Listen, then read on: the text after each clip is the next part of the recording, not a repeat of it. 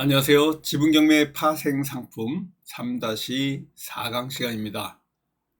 오늘도 여러분들하고 같이 지분경매의 파생상품 5가지 중에 오늘 여기 네 번째 있는 지분경매와 분묘기지권과 관련된 이 책을 읽은 독자가 낙찰받고요. 저한테 메일로 문의를 하는 내용을 갖고 같이 공부해 나가도록 하겠습니다. 지분경매 파생 상품은 이렇게 5가지가 있지만 이 외에도 공개하지 않은 더 많은 파생 상품들을 갖고 있습니다. 지분경매 그냥 지분경매 물건으로만 여러분들이 승부를 걸면 낙찰률이 굉장히 낙찰가가 높고 또 낙찰 이 대수가 뭐 한 5대1, 뭐 아파트 같은 경우에는 20대1까지도 올라가는 이런 상황이기 때문에 그냥 일반적인 지분경매로 갖고는 승부를 내기가 어렵기 때문에 지분경매에 이렇게 플러스 하나하나씩 이렇게 첨가를 해가지고 여기에 또 2가지를 더 한다 그러면 손을 댈 수 없는, 일반인들이 손을 댈 수 없는 물건입니다. 이런 게 이제 지분경매의 파생상품이니까 오늘 저와 함께 지분경매의 파생상품 중에서 지분경매 플러스 분묘기지권과 관련된 이러한 관련 물건을 갖고 같이 공부해 나가도록 하겠습니다. 먼저 이렇게 보시면요, 저한테 메일을 보내주신 거예요. 공유물 분할 청구 소송 조언 부탁드립니다 라고 이와 같이 보내주신 거고요. 공유물 분할 청구 소송 조언 부탁드립니다 하면서 7월 8일 날 보내주신 겁니다. 자, 같이 한번 살펴보도록 하겠습니다. 안녕하세요, 교수님. 책 잘 봤습니다. 책이라 그러면 이 지분경매로 토지개발업자 되기, 이게 첫 번째 책이고요. 그리고 사례로 풀어보는 지분경매, 그리고 7월 말이나 8월 초가 되면 세 번째 책이 나오는데 이게 지분경매의 파생상품입니다. 지분경매의 파생상품 책에 대해서는 아직까지 읽은 분들은 없고요. 지금 책 겉표지 디자인을 만들고 있는 중이니까 곧 인쇄해서 나올 예정입니다. 기대해도 좋을 만한 지분경매의 파생상품과 관련된 이런 그 세 번째 책이 나오고 있고요. 우리 독자는 지분경매로 토지개발업자 되기, 그리고 사례로 풀어보는 지분경매, 여기에 공유물 분할 소송과 또 부당이 됐건 반환 청구 소송, 또 그리고 부동산 가압류, 부동산 처분금지 가처분과 관련해서 잘 써 있습니다. 교수님 책을 보고 실전 투자에 입문해 봐야겠다는 결심을 하고 호기롭게 지분 물건을 낙찰 받았습니다. 물건 번호는 제가 공개를 하지 않고요. 나중에 기회가 있으면 말씀드릴 예정이고요. 우리 실전반에서는 금주에 수요일 실전반에서는 같이 다루면서 한번 그 체크를 해봤습니다. 물건은 임야고요. 이 임야에 분묘기지권이 있는 지분 물건입니다. 파생상품이라고 하는 것은 지분 물건이고요. 이 물건이 지분 플러스 여기에 묘지가 있는, 분묘기지권이 있다 그러면 일반 경매를 공부하신 분들은 기피하는 물건입니다. 근데 지분에 묘지가 있는 물건은요, 여러분들이 섬세하게 이렇게 분석하다 보면 아주 입찰하기에 좋은 물건들이 상당히 많다, 이런 거를 먼저 아셔야 될 것 같습니다. 이 분묘기지권을 깨는 방법에 대해서도 여러분들하고 같이 이제 이 부분이 같이 공부를 해야 될 부분들이고요. 도로에 접해 있고 일부는 밭으로 이용 중이다. 잔금을 납부하고 현재 협상 중인데, 그래서 지금 낙찰받은 지 한 달 정도 돼가지고 타 공유자들하고 협상 중에 있는데 이게 해결할 기미가 없이 협상이 굉장히 어렵습니다. 그래서 공유물 분할 청구 소송을 진행해야 하는 상태인데 처음 진행하다 보니 막히는 게 있어 질문을 남깁니다 라고 이렇게 저한테 이제 메일을 보내신 거예요. 두 번째 이렇게 보시면요, 처분금지 가처분 신청해야 공유물 분할 소송을 할 수 있는지, 여러분들 공부하신 분들은 어떻게 생각하십니까? 공유물 분할 소송과 처분금지 가처분은 한 세트지만 이 처분금지 가처분, 부동산 처분금지 가처분은 이렇게 꼭 필수로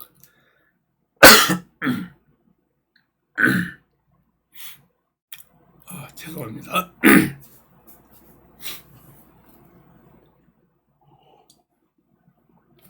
에어컨을 틀어놓고 방송을 하니까 갑자기 재채기가 나왔습니다. 죄송합니다.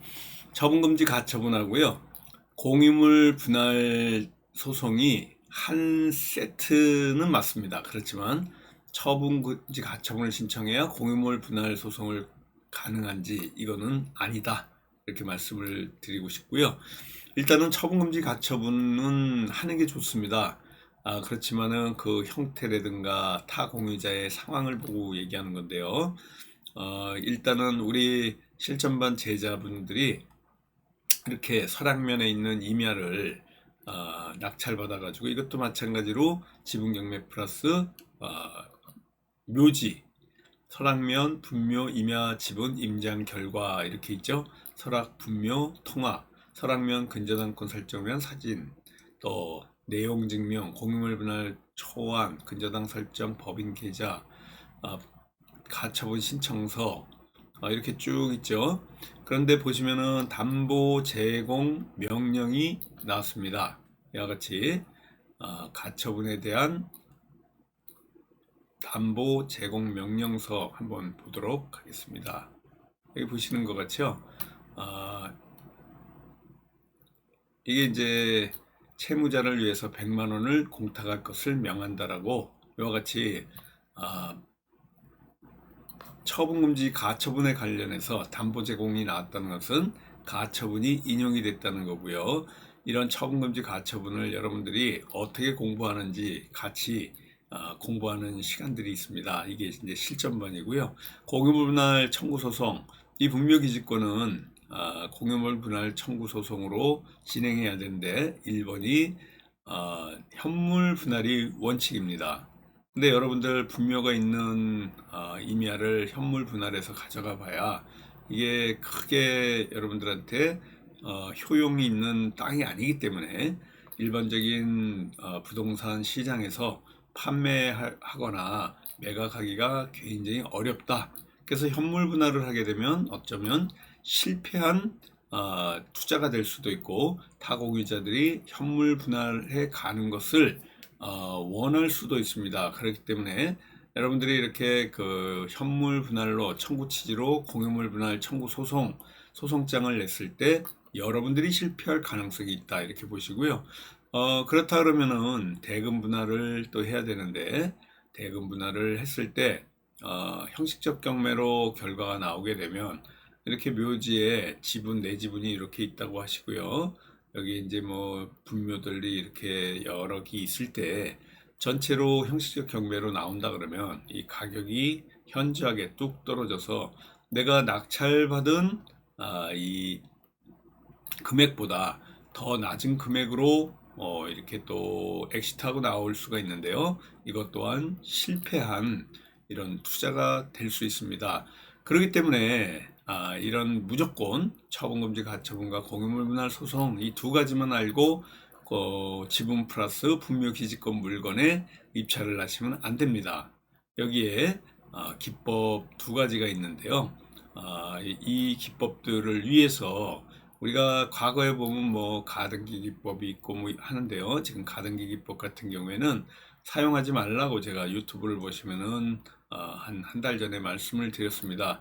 가등기 기법은 이제 경매 방해죄로 형사 고소 당할 가능성이 굉장히 많은 기법이니까 여러분들이 이 가등기 기법은 쓰시지 않는 게 좋을 것 같고요. 이제 분묘에 쓸 수 있는 이런 기법들은 제가 이렇게 공개적으로 공개할 수가 없습니다. 여러분들 이런 공부를 원하시면요. 저하고 같이 공부할 수 있는 이런 프로젝트 실전반 과정이 있습니다. 매주 수요일 날 저녁 7시부터 이렇게 9시까지 6개월 과정으로 있고요. 요번 돌아오는 19일 수요일 날에도 초대하니까 무료 청강에 오셔서 이러한 기법들 한번 들어보시기 바라겠습니다. 우리 홍범기 사무총장님하고 의논하셔서 오시고요. 서울 교대역 13번 출구 근처에 있는 강의실에서 있습니다. 이러한 아주 깊은 노하우를 여러분들하고 같이 논의하고 가져가고 있는 이러한 그 실전반 시간이 있으니까요. 의논하셔서 등록하고 오시기 바라겠습니다. 묘지가 군데군데 있어서 경매로 인한 분할로 소장을 작성했는데 현물 분할로 판결이 나올 수 있는지, 뭐 현물 분할이 나오는 게 어떻게 보면 상대방도 원하는 거고요. 현물 분할로 오히려 판결이 나오게 하는 거는 쉽습니다.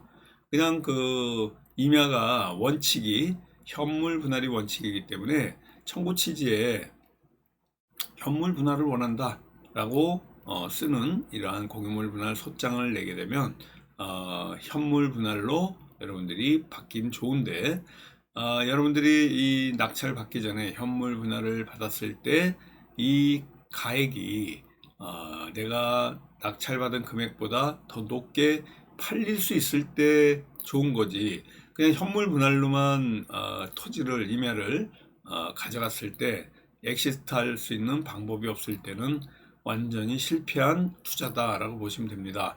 3번, 경매 진행 시 분묘 기지권에 의해 낙찰가가 많이 떨어질 것 같은데, 이 경매 진행이라는 건 아까 대금 분할에 의한 형식적 경매를 얘기하는 겁니다. 그래서 이때 다른 지분권자가 공유자 우선 매수 행사를 해서 싼 값에 가져갈 수 있는지요? 공부를 좀 하신 분들은 이 질문을 보시고 어떻게 생각하십니까? 형식적 경매에 의한 이 대금 분할 형식적 경매는요, 공유자 매수 신고를 할 수가 없습니다. 그러니까 책으로만 이렇게 실전에서의 공부를 하지 않고 책으로만 공부하셨을 때는 이러한 그 질문 자체가 조금 맞지 않는 질문을 하실 수 있는데요. 책에 모든 노하우가 있는 게 아니기 때문에 더 깊은 공부를 하셔야 됩니다.